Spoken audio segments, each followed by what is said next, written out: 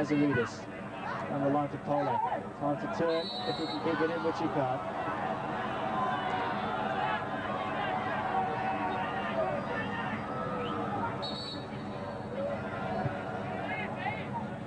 Now, Danny Tiato makes his debut for Australia. It's Corica who is the player to come off. Similar style of player.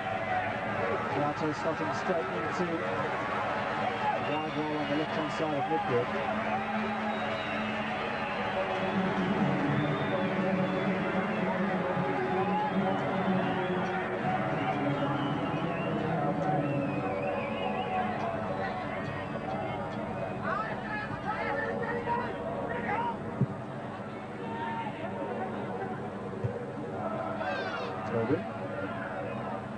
Vidmar away in the offside position, and that's the decision that John Fraser has taken.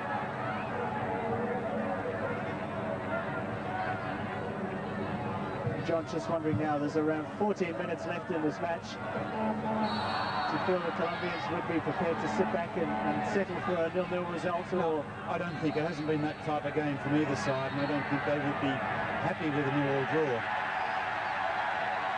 While we can respect Australia's standing in world football, I think Colombia or South Americans really still don't regard us as a football nation, so this result, a 0-0 draw back in Colombia, wouldn't be regarded as a great result for Colombia. In fact, it would be the reverse.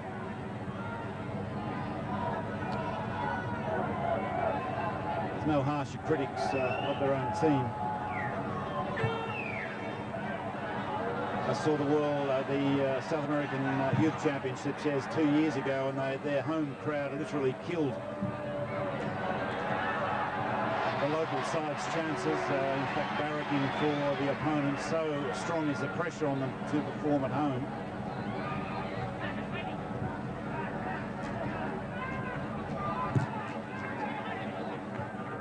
Yes, trying to let it go back to Mori. Hard ball. Gomez for Colombia. Before Kalach down under pressure from Usuriaga.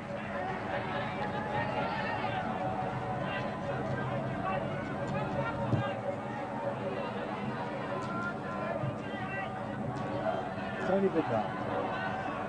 Tobin.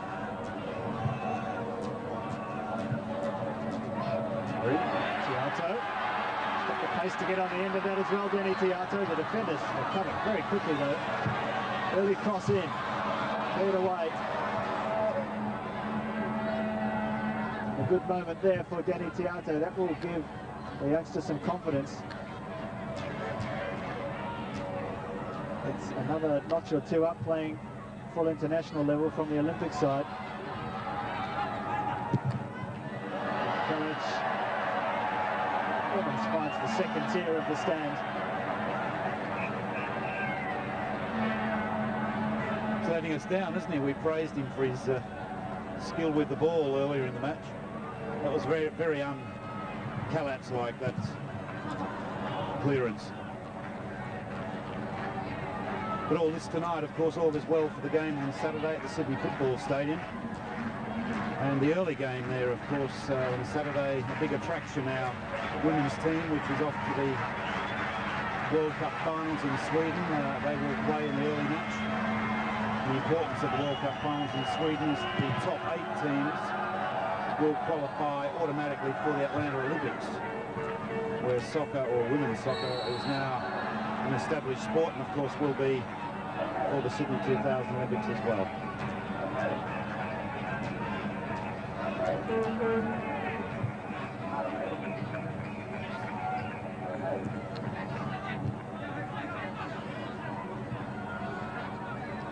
Yeah, nice play from Colombia. Ball from Mosquero. Gomez goes outside. Cross comes in, no one in there for Colombia though. They'd all gone short to anticipate a short pass, which is the natural style of play. On that occasion, the cross came in, and Ivanovic there comfortably robbing the passing midfielder in Gabriela.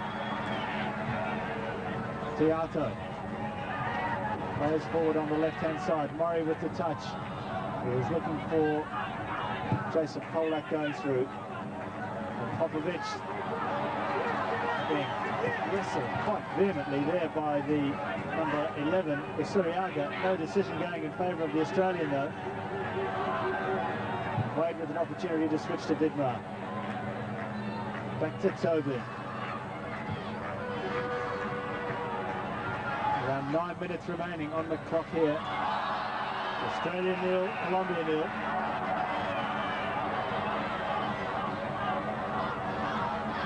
One of the Mosquito on Chichi Mendes there. And with a South American background, I'm sure Mendes is particularly enjoying this evening.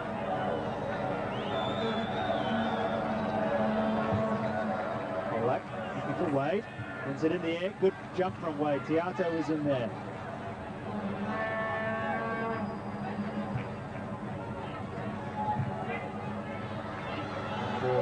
Changing the tactics in this last remaining moment. He's won the ball off Tobin there, and he does well there, the Colombian striker.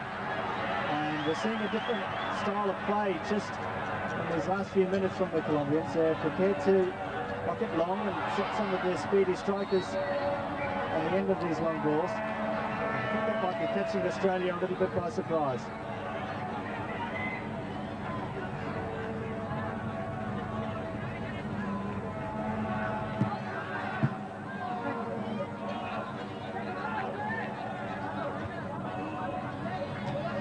So much disappointment for the Colombians in the 1994 World Cup. They lost to both Romania and the United States before they managed to beat Switzerland in their last group match. So they went home early when they were expected to possibly stay until the final match of the tournament. They're drawing here with Australia tonight.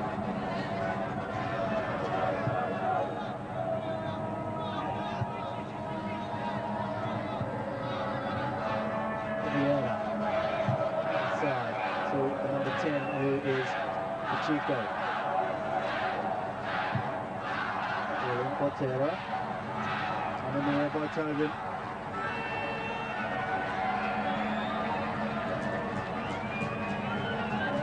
Still the Colombian flags in the crowd continue to wave. There are 3 or 4 large Colombian flags there, so it's not as though they're travelling throughout Australia without any support. There is a large Colombian community, especially in Sydney, so we can expect to see them all out on Saturday evening at the Sydney Football Stadium.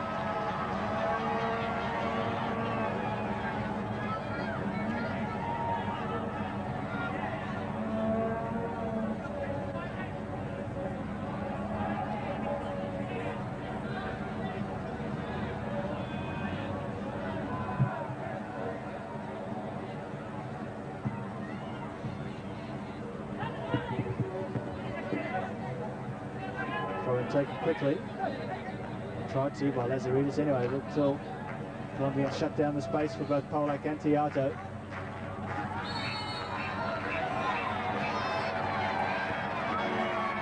Now a chance for Australia to put some more aerial pressure on Rene Higuita. And Wade and Popovic make their way in. Tobin as well.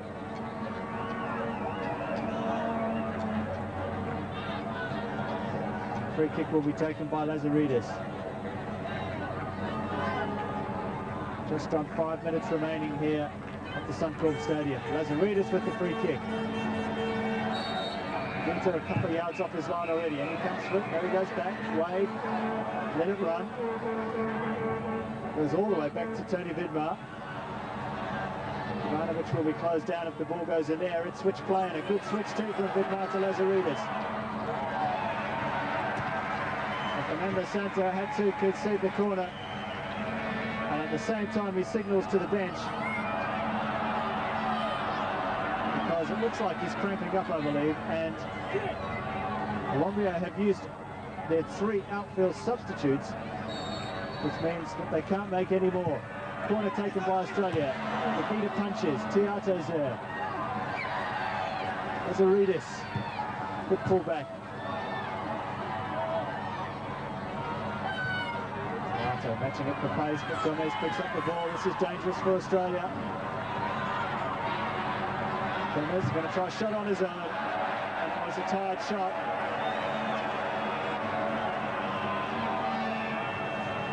And a shot from a player who was running out of options. So he decided to go for bust or glory, and he didn't achieve glory.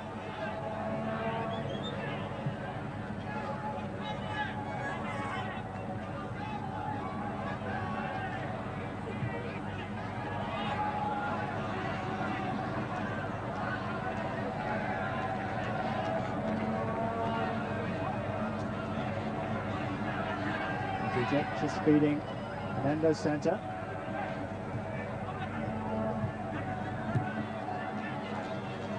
Beato comes in well. Didn't hesitate for a second there. And the ball well and fed Tony Vidmar. High ball in for Mendes. That's not the sort of ball that helps his strengths.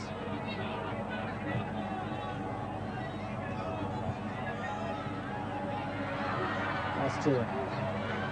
Inside to Cabrera.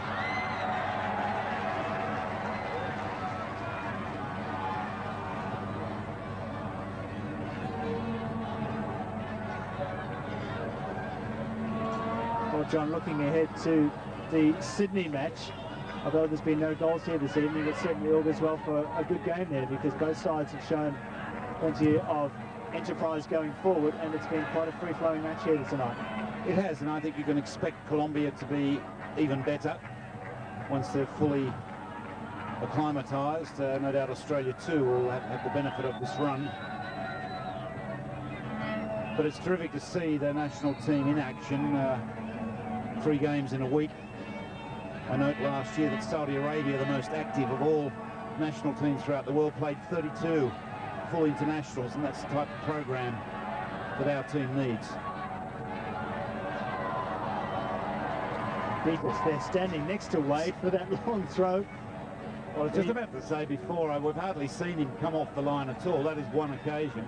We've seen him only have one dribble. You wonder whether that is a more reserved style of play by him, or it is the respect being given to Australia. One hopes he hasn't completely abandoned that flamboyant style, because it was great entertainment.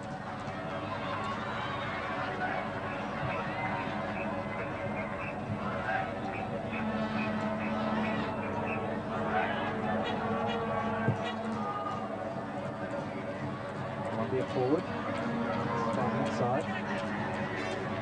That's Usuriaga. Clever play from him, but when it didn't come off, it just fell to the ground. And this is the throw-in from Vidmar. And you see there, Agita was standing next to Paul Wade when the throw-in was taken. It was like he judged the distance that the thrower would make and took his chances. Well, if the game's quiet for him, he makes it interesting for himself.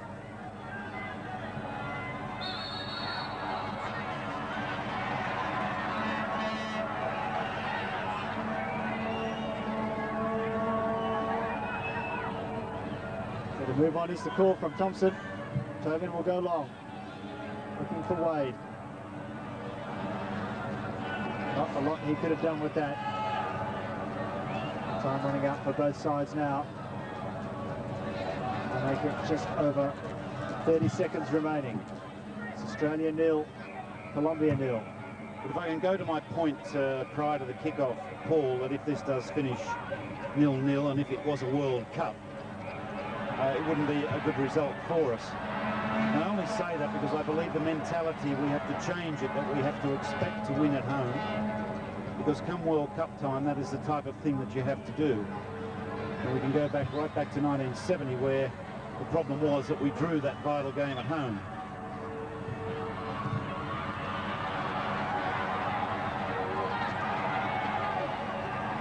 And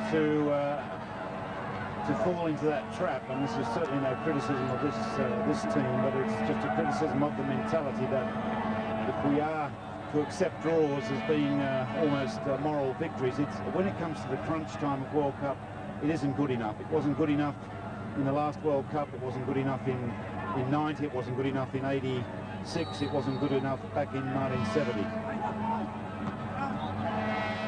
I think if we lift that level of expectation, we will get corresponding performance from the players and to fulfil that expectation of the crowd.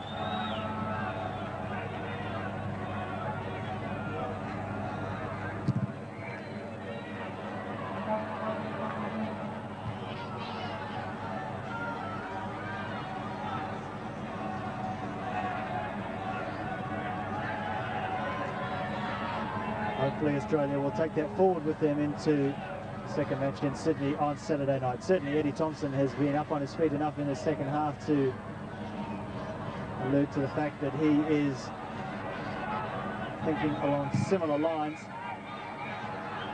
He said before the series that to draw with Colombia would be an outstanding result. I think after tonight's showing he would go into the match on Saturday expecting to win. Challenge there from Wade. And there's too much for the solitary Colombian defender.